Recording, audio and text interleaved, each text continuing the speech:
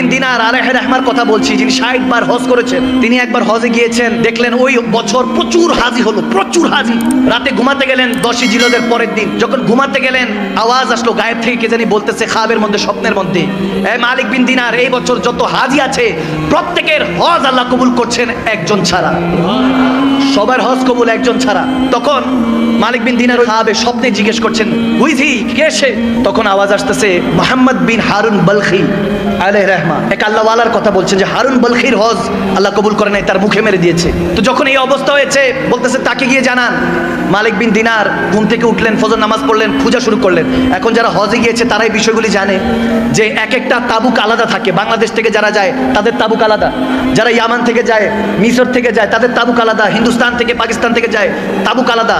এক একটা দেশের এক একটা আলাদা আলাদা গোত্র আছে, ওখান থেকে প্রত্যেকে এরহাম বাঁধে, নিয়ত করে হজ করে। এখন খুঁজতেছে বলখিবাসীরা কারা। খুঁজতে খুঁজতে এক জায়গায় যখন দেখলো ওখানে বলখি লেখা, বলখবাসীরা, ওখানে গিয়ে জিজ্ঞেস করছে হারুন বলখি কি চিনেন? বলে হ্যাঁ চিনি, কিন্তু অনেক বড় আল্লাহওয়ালা, পরেজগার বান্দা, কিন্তু কিয়ামুল লাইল করে, সারা রাত ইবাদত করেন, সারা দিন রোজা রাখেন। সুবহানাল্লাহ। এরকম অবস্থা, এত ইবাদত গুজার। বলতেছে বলেন কি? বলে ওনার ঠিকানা কই? বলে হুজুর যে পাহাড়ে গেলে একটা ছোট্ট ঘরে দেখবেন ইবাদত করছে মনে হয়। গেল হযরত মালিক বিন দিনার কাছে গিয়ে দেখতেছে এখন ইবাদত করছে। যখন ইবাদত করছে নামাজ সালাম ফিরালো, সালাম দিলেন মালিক বিন দিনার, আসসালামু আলাইকুম ইয়া মুহতারাম। তিনি ওয়ালাইকুম আসসালাম ইয়া মালিক বিন দিনার বলেন। সুবহানাল্লাহ। বলে আপনি আমাকে চিনেন নাকি? বলে জি, যিনি আপনাকে পাঠিয়েছেন আমি তারই বান্দা। যখন মালিক বিন দিনার বলে আপনি এত পরেজগার ব্যক্তি, আপনি জানেন আমি কে? বলে এটাও জানি, নিশ্চয়ই কেউ না কেউ খাবে আপনাকে বলেছে যে আমার হজ এই বছরও কবুল হয় নাই। অবাক হয়ে গেলেন, স্ট্রেঞ্জ হয়ে গেলেন, বলে ব্যাপার কি?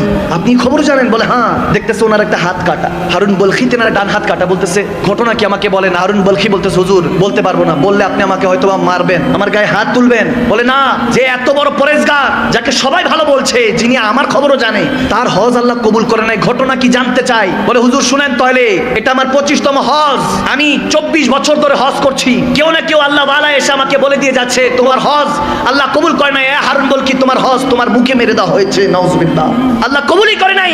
তিনি কান্না করে উঠলেন, হাউমাউ করে উঠলেন। বলে হুজুর 25 বছর আগে আমি শরাবী ছিলাম, শরাব পান করতাম, মদ পান করতাম, বেহুশ হয়ে থাকতাম, খুদের মধ্যে থাকতাম না, বেখুদ হয়ে যেতাম। হুজুর আমার হুশ থাকতো না, রমজানের ওয়াক্ত ছিল, সবাই ইফতারের জন্য তৈরি করছে, নিজেদেরকে প্রস্তুত করছে।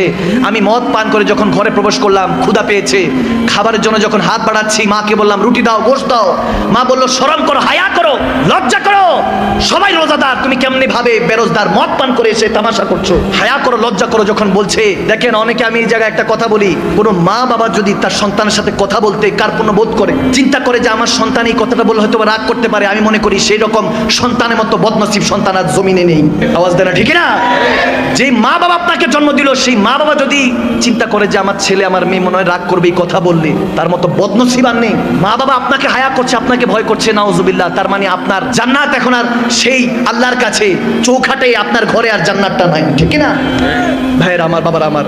মা যখন বলো হায়া করো, লজ্জা করো, সে হারুন বলখি বলে হুজুর আমি এটা শুনে রাগ মাথা উঠলো, আমি একটা থাপ্পড় দিলাম আমার মাকে, নাউজুবিল্লাহ, থাপ্পড় দিলাম। আমার মাটা তরপাইতে তরপাইতে উনুন, ওইখানে আগুন ছিল, চুলার মধ্যে পড়ে গেল। আমাকে কয়েকজন ধরাধরি করে, যেহেতু নেশায় ধুচ্ছিলাম, খবর নাই, বেহুশ, ঘরের মধ্যে আমাকে বন্দি করলো। পরের দিন ঘুম ভাঙলো, দেখি আমার স্ত্রী ওয়াইফ ব্যাগ গুছাচ্ছে। বললাম কি ব্যাপার, কোথায় যাচ্ছ? বলে যে মায়ের সন্তান হতে পারে না সে বউর স্বামী কিভাবে হবে, আমি তোমার সংসার করব না। বলে আমার মা কই? বলে তোমার মা রাতের বেলায় জানাজা হয়ে গিয়েছে। চিৎকার দিল সন্তান, বলে কি বলো? আমার মা জানাজা হয়েছে, আমাকে জানো নাই? বলে তুমি তো নেশায় ধুচ্ছিলা, তোমার মা তোমার থাপ্পড় পেয়ে নাউজুবিল্লাহ ওই উনুনের মধ্যে, আগুনের মধ্যে পড়ে ওখানে ইন্তেকাল হয়েছে। যেতে যেতে বলেছে আমার সন্তান যাতে আমার মুখ না দেখে। বদকিসমত ওই সন্তান।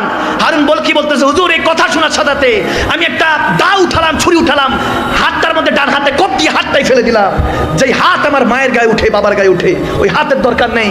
এরপর সমস্ত সয় সম্পত্তি আমি দান খয়রাত করে দিলাম গরিব মাসাকিনদের মধ্যে।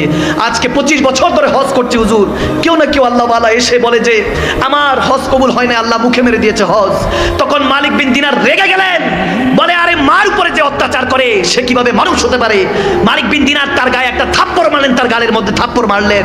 তখন হারুন বলকি বলে, হুজুর এটারই লায়েক আমি অনেক বড় গুনাহগার, মার সাথে জুলুম করেছি, বাবার সাথে জুলুম করেছি, থাকতে বুঝি নাই, এখন চলে গিয়েছে, এখন হাউ মাউ করে কাঁদিয়েছি। মা গো একটাবার বলতে চাই তোমার রান্না খুব ভালো লাগতো, বাবা গো একবার বলতে চাই তুমি আমার জন্য যে পরিশ্রম করো কখনো বুঝতে দাও না তোমার মনের কষ্টগুলি। সেই মা বাবাকে হারিয়ে এখন বুঝি হুজুর, এখন আর তো কোনো কিছু করার নাই, দাঁত থাকতে দাঁতের মর্ম বুঝি নাই। আর যখন মালিক বিন দিনার এই কথা শুনে তার মুখের উপর থুতু নিক্ষেপ করে চলে গেল। রাতের বেলা যখন ঘুমালেন মালিক বিন দিনার এখানে দুনিয়ার চোখ বন্ধ করলেন, ওখানে কিসমতের চোখটা আল্লাহ খুলে দিলেন। দয়াল নবীকে দেখতে পেলেন। দয়াল নবী এসে আমার মালিক বিন দিনারকে বলতেছে, হ্যাঁ মালিক কি জন্য তুমি হারুন বলখিকে মেরেছো? বলি ইয়া রাসূলুল্লাহ মায়ের নাফরমান ছিল, মাকে হত্যা করেছে। বলে আমার নবী তখন মুচকি হেসে দিয়ে বলে, সেই মায়ের উসিলাই সে জান্নাতি হবে, তাকে জানিয়ে দাও। তখন মালিক বিন দিনার বলে, এটা কিভাবে সম্ভব ইয়া রাসূলুল্লাহ? বলে হাসরের ময়দানে যখন সে হারুন বলখিকে টেনে হেসে ওই ফেরেশতারা নিয়ে যাবে, মাকে উঠাবে, আল্লাহ বলবে এই মা তুমি বলো তোমার কি হিসাব নিকাশ। আল্লাহর কাছে সেদিন ওই মা চিৎকার দিয়ে বলবে, আল্লাহ ওগো পারওয়ারদিগারে আলম ইয়া রাব্বাল আলামিন, আমার সন্তান আমাকে হত্যা করেছে, আগুনে নিক্ষেপ করেছে, হত্যা করেছে, তাকে কত কষ্ট করে 9 মাস 10 দিন 10 মাস 10 দিন পেটে রেখেছি, আমাকে সে কষ্ট দিয়ে হত্যা করেছে, আমি বিচার চাই। আল্লাহ বলবে এই বদবক্তকে উঠা, ফি নারে জাহান্নামা খালিদিনা, চিরস্থায়ী জাহান্নামে নিক্ষেপ কর। ফেরেশতারা টেনে হেঁচড়ে যখন নিয়ে যাবে তখন সে বারবার চোখের পানি ছেড়ে বারবার তাকাবে মার দিকে, একবার মার দিকে তাকাবে, একবার রাসূলুল্লাহর দিকে তাকাবে। তখন মালিক বিন দিনারকে আমার নবী বলতেছেন যে ওই সময় সে তার মাকে চিৎকার দিয়ে একবার তাকাবে, দুইবার তাকাবে, তৃতীয়বার চিৎকার দিয়ে বলবে, মা গো ক্ষমা করে দাও, আমাকে ফেরেশতারা জাহান্নামে নিক্ষেপ করছে, মা তুমি কোথায়? আজকে আমাকে জাহান্নামে নিক্ষেপ করছে। তখন মা চিৎকার দিয়ে আল্লাহর দরবারে হাত তুলে বলবেন, ও আল্লাহ আমি ক্ষমা করে দিয়েছি, তুমিও ক্ষমা করে দাও। ওগো নবী আপনি শাফাআত করুন। আমার নবী বলে, আমি সেই মার আত্মনাদ চিৎকার শুনে বলবো, ভয় পাইস না, টেনশন নিস না, যেখানে মা সুপারিশ করেছে রব্বে কারীম ক্ষমা করে দিয়েছে, ওয়ারযুকনা শাফাআতাহু ইয়াউমাল কিয়ামা। ওই দিন নবী সুপারিশ করে মালিক বিন দিনারকে বলছে, শুধু মার চোখের পানির জন্য যে মাকে সে হত্যা করেছে আগুনে নিক্ষেপ করে, সেই মা জাহান্নাম থেকে উদ্ধার করে তার উসিলায় আল্লাহ তাকে জান্নাতি বানিয়ে দিবে। আমি বলতে চাই ভাইয়ের আমার, বিররুল ওয়ালিদাইন, মা বাবার খেদমত করুন, যদি বিছানায় পড়ে থাকে তারপরও খেদমত করুন। মা বাবার খেদমতের উপরে কিছু নেই দুনিয়াতে। আপনি সাকসেস হতে পারছেন না, আপনার টেনশন ডিপ্রেশন ঘাস করছে, কিছু লাগবে না। আপনি যদি দেখেন আপনি কোনো কাজে হেরে যাচ্ছেন, যান মার কদমে গিয়ে চুমু খান, বাবার কদমে গিয়ে চুমু খান। ওই চৌখাট জান্নাতের চৌখাটে চুমু খাওয়ার সাথে সাথে রব্বে কারীম আপনার সমস্ত বোঝা মনের কষ্টগুলি হালকা করে দিবে। সুবহানাল্লাহ।